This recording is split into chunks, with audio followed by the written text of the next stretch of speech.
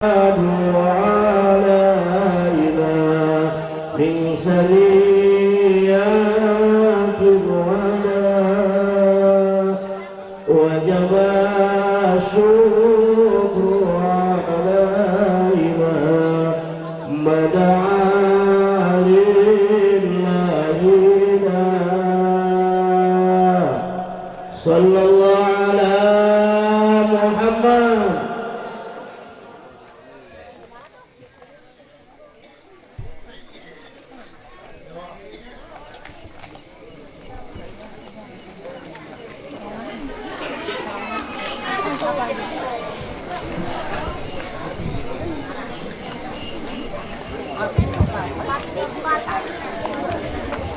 Assalamualaikum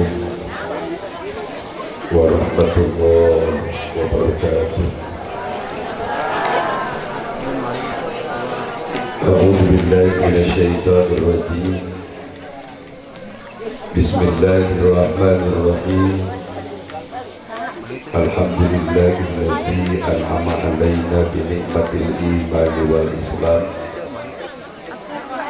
Wassalatu wassalamu ala khairil anam Sayyidina Muhammadin wa ala alihi wa ashabihi al-bararatil kiram.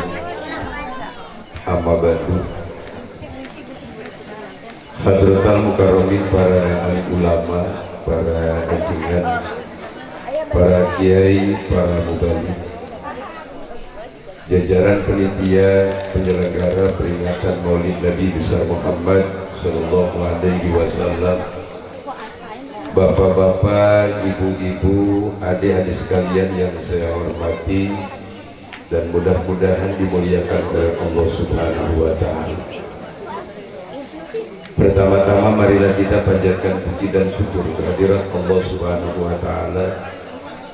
Salawat beserta salam semoga Allah limpahkan kepada junjungan kita baginda Nabi besar Muhammad Sallallahu Alaihi Wasallam dan kepada segenap keluarganya, para sahabatnya, para atba'i tabi'in, umum kita sebagai umat Rasulullah.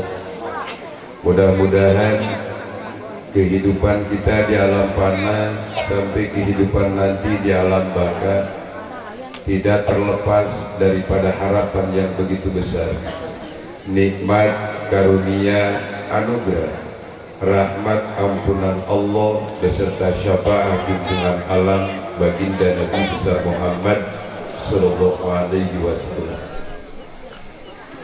Bapak Ibu hadirin kaum muslimin rahimakumullah, kebahagiaan merupakan harapan semua insan, baik di kehidupan dunia yang fana maupun di kehidupan akhirat yang baka. Sesuai dengan doa yang sering kita panjatkan, Rabbana atina fid dunya hasanah wa fil akhirati hasanah wa qina adzab, yang artinya, ya Allah, berikanlah kebahagiaan untuk kami di dunia. Ya Allah, berikanlah kebahagiaan untuk kami di akhirat. Ya Allah, jauhkanlah kami dari siksa api neraka. Mudah-mudahan doa kita dikabul oleh Allah Subhanahu wa Ta'ala. Amin. Ya Allah, ya Rabbal.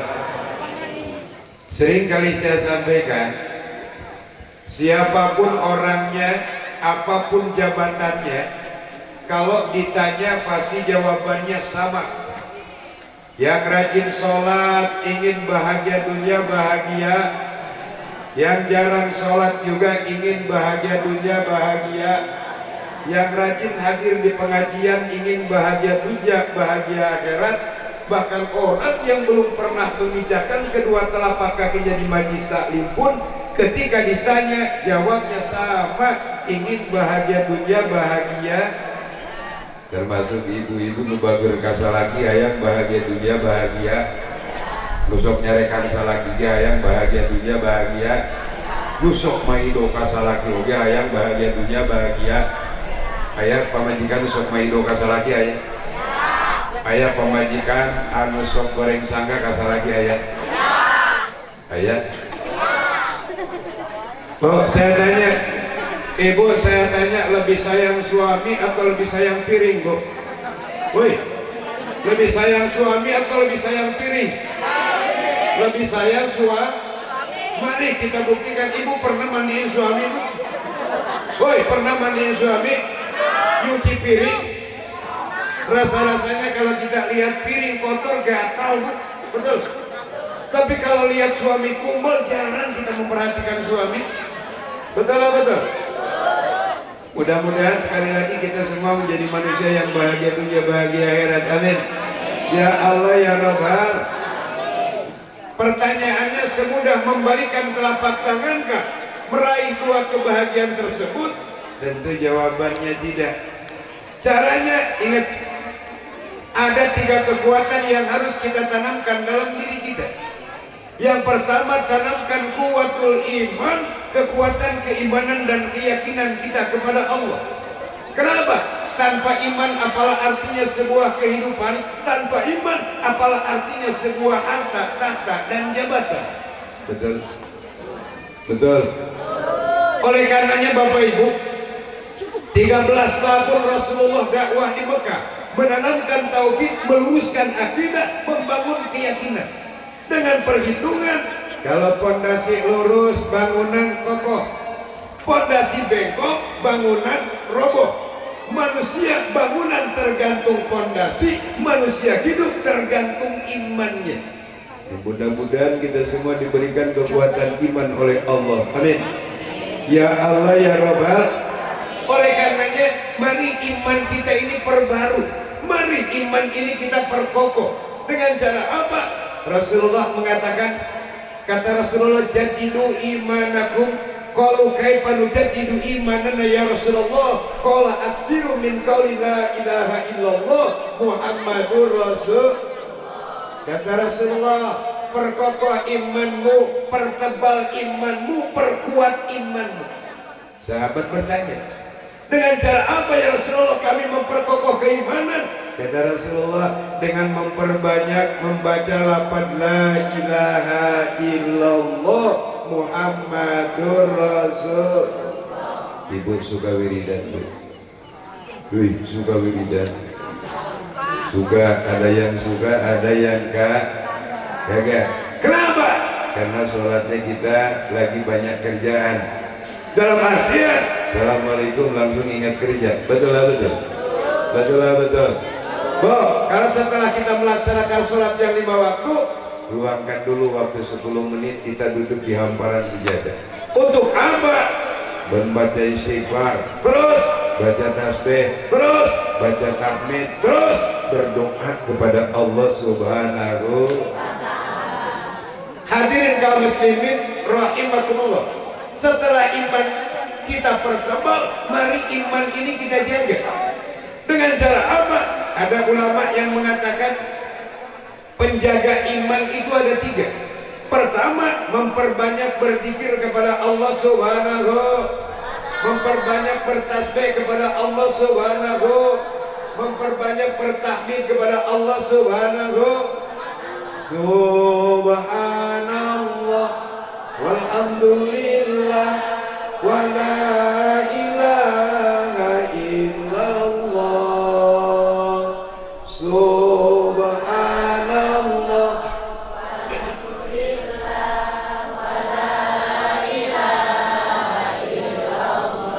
Allah, Allah, Allah, ya Allah, Allah.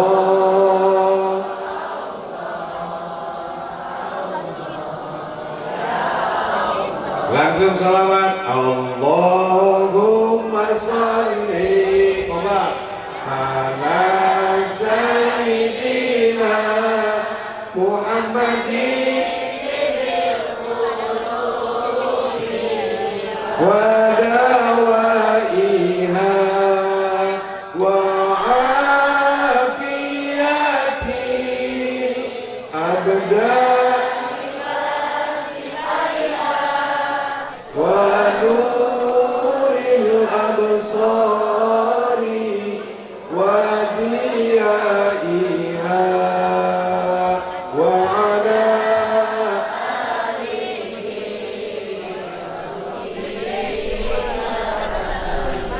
Yang kedua, kata ulama benteng iman itu wa qiraatul Quran, membaca Al-Qur'an. Oleh karenanya Bapak Ibu hadirin kaum muslimin, mari kecintaan kepada Al-Quran wariskan kepada anak dan cucu kita. Insya boleh kita bangga kalau anak kita naik kelas, boleh kita bangga kalau anak kita dapat beasiswa, tetapi harus lebih bangga lagi ketika anak kita bisa membaca Al-Quran. Boleh kita bersedih kalau anak kita tidak naik kelas, boleh kita bersedih kalau anak kita tidak dapat beasiswa. Harus lebih bersedih lagi ketika anak kita bodoh daripada Al-Qur'an. Ibu sok memagahan anak baca Quran, Bu. Osok dara aya anu osok aya anu lolobana.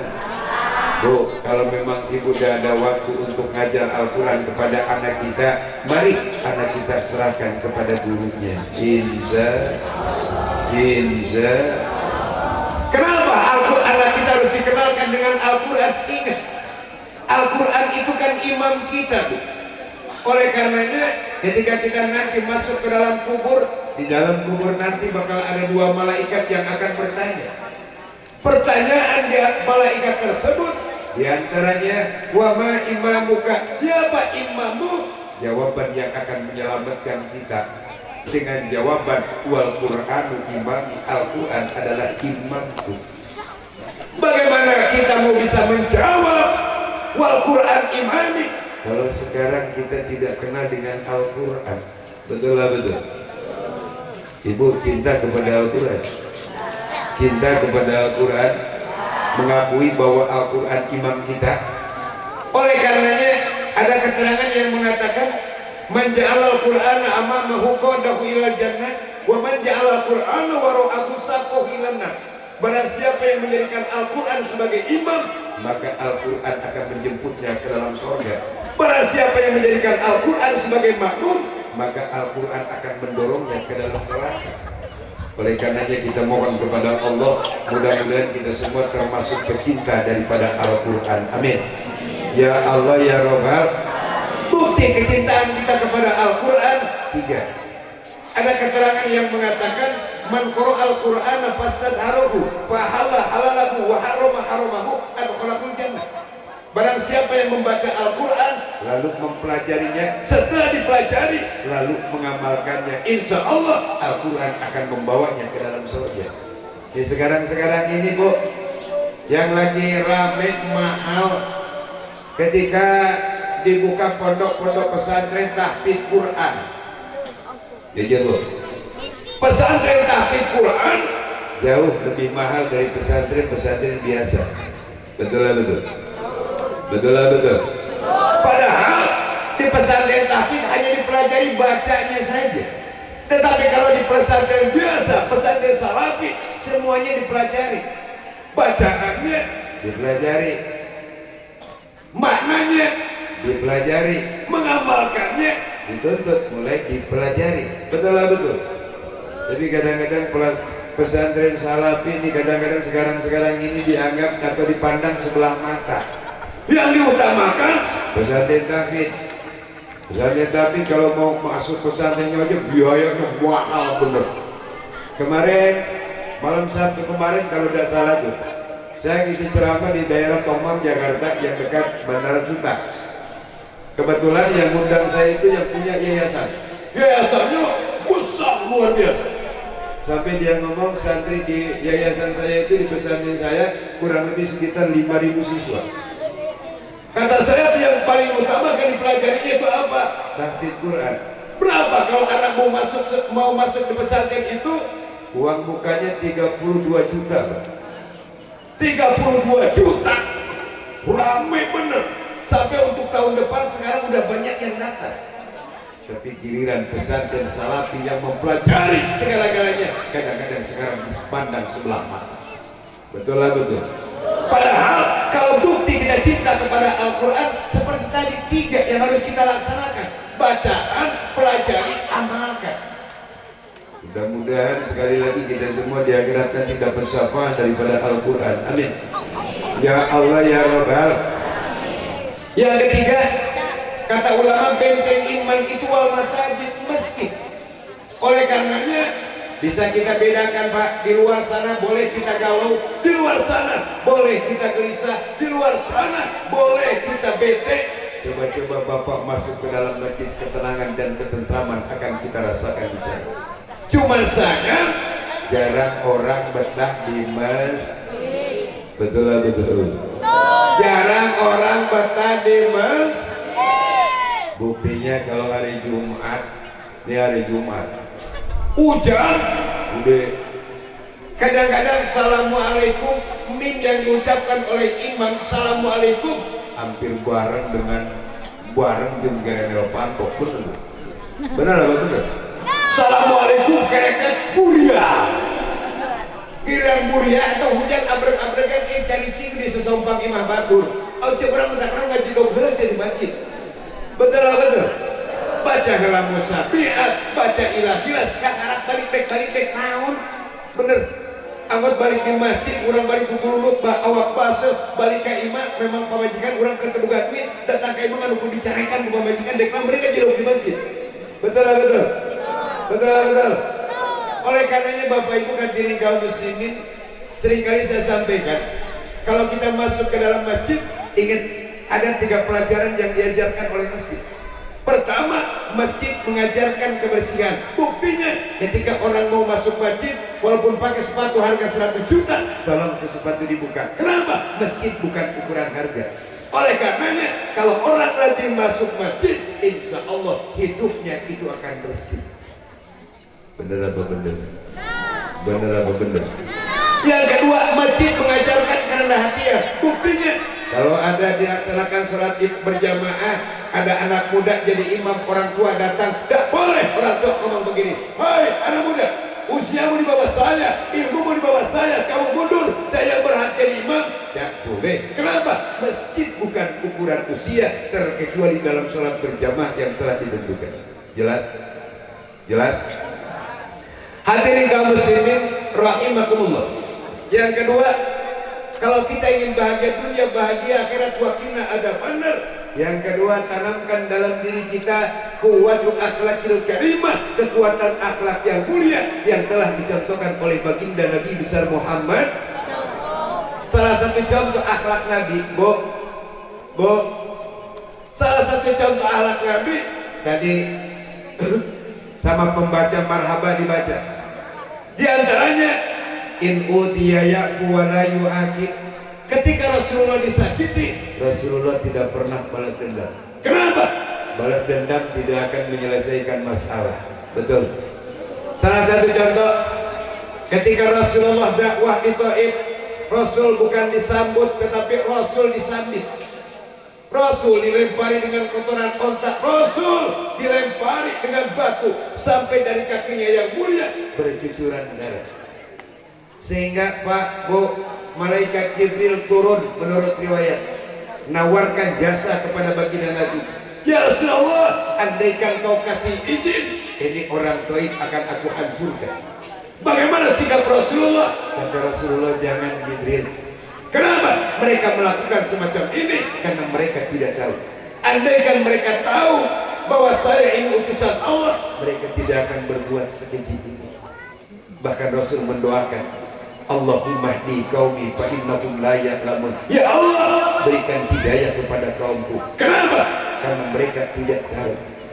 Setelah itu, singkat cerita, Rasulullah hijrah ke Madinah. Setelah hijrah ke Madinah, Rasulullah menjadi besar, kekuatannya super power, bala tentaranya banyak. Tak lama kemudian dengan izin Allah, Rasulullah harus ke Mekah. Sesampainya di Mekah, kafir Quraisy pada tutup pintu. Kafir Quraisy pada tutup pintu. Bahkan kepala-kepala kafir Quraisy ngomong begini, wahai saudara-saudaraku, itu Muhammad yang dulu kita caci maki, itu Muhammad yang dulu kita sakiti, itu Muhammad yang dulu kita lempari dengan kotoran onta dan batu, sekarang datang lagi ke Mekah dengan membawa kekuatan yang luar biasa. Andaikan Muhammad beserta para pengikutnya mau balas dendam, habis kita. Itu kata orang kafir Quraisy. Rasulullah mendengar ucapan orang Quraisy semacam itu, Rasulullah dengan terhormat turun dari punggung unta. Rasulullah bersabda, kata Rasulullah, al-yauma yaumul marhamah, hari ini adalah hari yang penuh dengan kasih sayang, tidak ada balas dendam. Barang siapa yang masuk rumah, barang siapa yang Masjidil Haram, aman. Barang siapa yang masuk rumah Abu Sufyan, aman. Diakuinya kepemimpinan Abu Sufyan di hadapan para kaumnya, padahal pada waktu itu Abu Sufyan belum masuk Islam. Rasulullah tidak pernah balas dendam. Kurang kosok balas dendam. Kosok balas dendam. Lamun batur nyeri ka urang dihampura apa yang nyeri deui. Malah dingin nyeri. Padahal ini Rasulullah memerintahkan, karena kan Rasulullah beda dengan kita, Pak. Kalau kita kadang-kadang bisa ngomong, nggak bisa melaksanakan. Apa yang belum kita laksanakan karena kita tahu udah kita omongin. Kalau Rasulullah melaksanakan dulu baru didakwahkan. Betul lah betul. Betul lah betul. Makanya Rasulullah memerintahkan. Kata Rasulullah, sil man kotoaka. Ini termasuk akhlak ahli surga. Sil man kotoaka. Bersilaturahmilah kepada orang yang telah memutuskan tali persaudaraan. Dalam artian orang memutuskan tali persaudaraan dengan kita, mari datangi bersilaturahmi. Tujuannya supaya Islam dengan Islam tidak pecah, saudara dengan saudara supaya tidak pecah. Sekarang ini kan lagi musim-musimnya saudara dengan saudara nggak baikan, betul? Betul. Si Anu ngomongkan si Anu, ngomongkan si Anu, ingat kasihan orang tua kita yang telah membesarkan kita, betul? Orang tua kita yang telah membesarkan kita, membiayai kita dengan jerih payah. Mereka membesarkan kita, membiayai kita. Tetapi kita tidak bisa bersyukur, berterima kasih kepada kedua orang tua kita. Betul lah betul. Makanya silaturahmi dengan orang yang telah memutuskan tali persaudaraan kita datangi. Yang kedua, watuti aman haromak, kata Rasulullah, beri olehmu orang yang pelit kepadamu. Mun batur pelit ulah dipelitan, mun batur pelit kuduna diber. Kosok itu, kosok itu. Urang mah daek nganteran ka jalma nusok nganter, daek mere ka jalma nusok mer.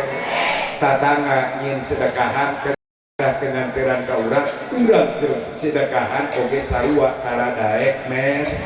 Hari bahasana saya tamu ulah dianturan kusaha saya tamakor, saya tamakor, padahal mau bedana jenggur, bener apa bener? Tentang lagu ulah sok tanah tuduh kabatur koret, lamun urang candaik merek ke jelma anu koret ka urang, bener apa bener? Bener apa bener? Wataku amman dolama kampura ku anjeun jelma anu geus ngadolim ka anjeun.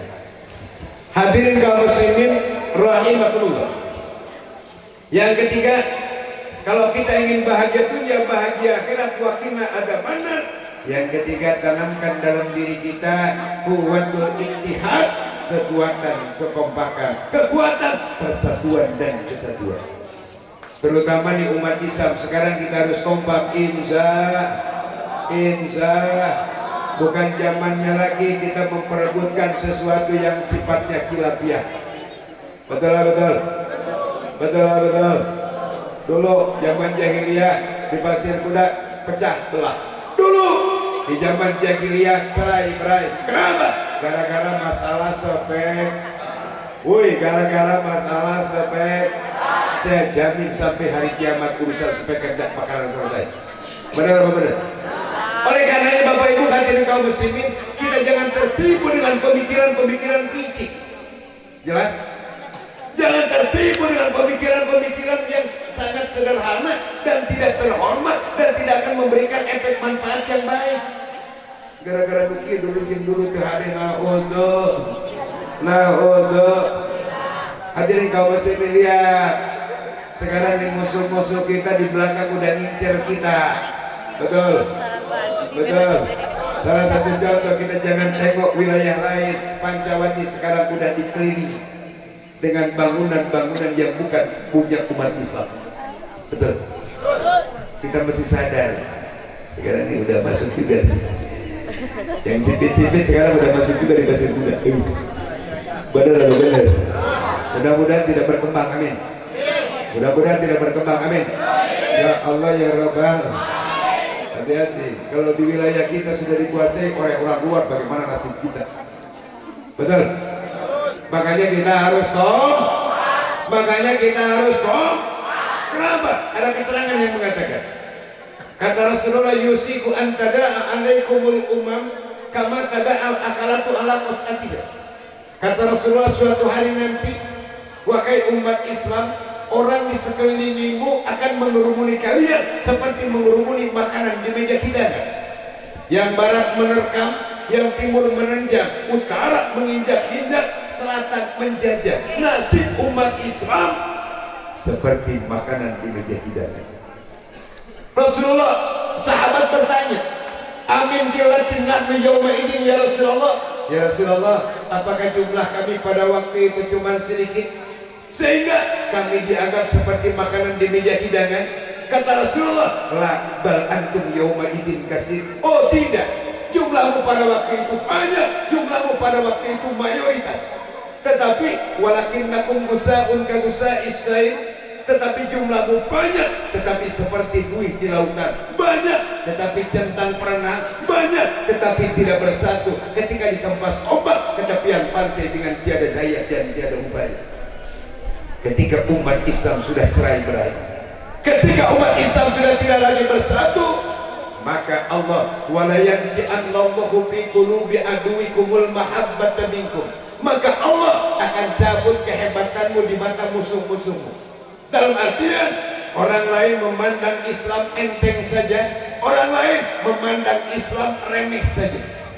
Setelah itu, wala yaqdifannallahu fi qulubikumul wahna. Ketika umat Islam kehebatannya sudah hilang, kewibawaannya sudah sirna, maka Allah akan campakkan penyakit wahan. Sahabat bertanya, wa mal wahnu ya Rasulullah, apa itu penyakit wahan? Kata Rasulullah, hubbud dunya wa karahiyatul maut. Penyakit yang dimaksud dengan penyakit wahan, orang terlalu cinta kepada dunia dan terlalu takut dengan kematian. Mati karir, mati jabatan. Betul lah, betul. Mudah-mudahan kita kompak lagi, amin. Ya Allah ya Rabbal. Daripada mikiran-mikiran kepada tingkatkan amal ibadah kita kepada Allah. Panaho. Kenapa? Kiamat udah dekat. Wih, kiamat udah Cianjur belum selesai sampai hari ini.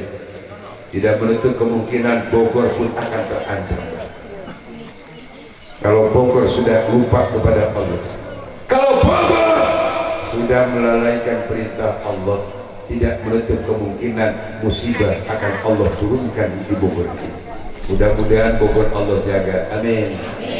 Dan saudara-saudara kita yang ada di Cianjur, mudah-mudahan diberikan ketabahan dan kesabaran oleh Allah. Harta yang mereka tinggalkan, harta-hartanya, rumah-rumahnya yang sudah hancur, mudah-mudahan Allah segera ganti, amin. Ya Allah ya Rabbal. Insya Allah dengan kekompakan, insya Allah kita akan aman. Bu, kompak nikmat tuh, Bu. Wih, kompak nikmat tuh. Ibu jeung salaki kompak tuh. Kompak salaki neangan duit, ibu meyakeun. Bener beakeun ibu kumat deh. Bila sana karang dua saat tidak mau diangkat karang nama salaki bakal kedua, bener apa bener? Setuju Bu? Setuju Bu? Pak, neangan pemajikan rada irit Pak. Bahaya memang. Makanya kita harus terutama di dalam rumah tangga, jangan merasa ibu yang paling capek. Memang jujur, ibu capek dulu. Capek dulu. Emang jujur saya mengakui, Manusia yang paling capek di dalam rumah tangga adalah ibu-ibu. Buktinya dari mulai matahari terbit sampai matahari terbenam, pekerjaan ibu-ibu tidak pernah selesai. Karena aing paling kesel lamun ayah salaki sok maido kalau jadi pemajikan. Bener bu? Bener bu? Paling kesel deh lamun ayah pemajikan wani kalawan kasalah. Ketemu lebih kesel deh ya. Padahal jujur, bener. Di dalam rumah tangga itu yang paling capek adalah ibu. Paling capek adalah ibu. Buktinya boga piring 5 tidak bersih kabeh ibunya. Beres di kumah tinggalkan 1 menit 2 menit terus kalotor deui eta. Insyaallah ibu pahalanya gede. Alhamdulillah. Alhamdulillah. Bapak Ibu hadirin kaum muslimin, karena insyaallah masih ada mubalik satu lagi yang sengaja kita undang dari jauh dari Sukabumi. Ibu jangan dulu beranjak kemana-mana sebelum nanti sekitar jam 12 doa ditutup. Masih betah bu? Masih betah bu? Saya yakin selama kita duduk di tempat ini para malaikat akan selalu mendoakan kita. Amin. Kenapa? Ada keterangan yang mengatakan mamin baitin aw masjidin aw mahallatin quri'a fihi maulidun nabi sallallahu alaihi wasallam ila hafatil malaikatu dalikal baita awil masjida awil mahallata wa salatil malaikatu ala akli dalikal makan wa amahumullahu birahmati wa ridwan. Apabila di masjid, di rumah, di lapangan dibacakan maulid nabi, para malaikat kumpul di tengah-tengah kita. Apa tujuan para malaikat kumpul di tengah-tengah kita? Para malaikat berdoa. Bahasanya, ya Allah, ampuni dosa-dosa umat baginda Nabi yang sedang menghadiri peringatan maulid. Kita didoakan oleh para malaikat.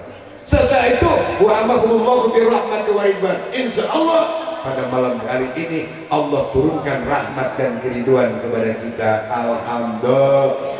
Alhamdulillah. Mendak wayah nawe ibu tuluh oge ulah maka barang. Najan bari geus cangkel eta bujur oge ulah maka barang. Da yakin urang Pasir Kudama abdi ge apal termasuk golongan ahli tu ahli waduh. Ya wah ini saya beralih sebenarnya. Dan terus insyaallah kembali di belakang yang sengaja kita diundang oleh para panitia yang sengaja kita datangkan dari Sukabumi. Oleh karenanya Bapak Ibu hadirin kaum muslimin, 35 menit sudah saya menyampaikan tausiah. Mudah-mudahan ada manfaatnya bagi kita semua. Apabila ada kesalahan, ada kehilapan dalam dohiriyah, tolong dibukakan pintu maaf yang selebar-lebarnya. Hakikatnya mudah-mudahan Allah berikan ampun kepada kami. Bapak Ibu hadirin kaum muslimin, mungkin itu saja yang bisa kami sampaikan. Terima kasih atas segala perhatian. Mohon maaf atas segala kekurangan. Usikum wa nafsi bittaqwallah. Assalamualaikum warahmatullahi wabarakatuh.